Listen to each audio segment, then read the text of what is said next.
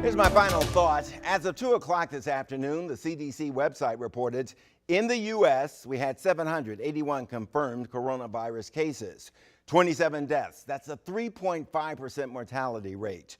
Other countries like South Korea and Italy have a much lower mortality rate. And one difference is they're testing far more people than here in the U.S. South Korea, for example, has confirmed more than 7,500 coronavirus cases. Their death rate is less than 1%. In this country, testing seems to be voluntary.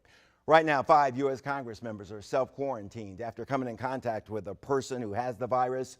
Reports say only 2 of those legislators have been tested. None have shown symptoms. Folks, here's the biggest concern tonight. It's what's happening in New York. The state has its first evidence of community spreading.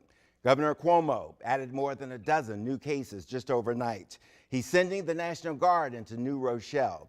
That town is home to a Midtown Manhattan attorney who has been linked to dozens of cases across multiple states.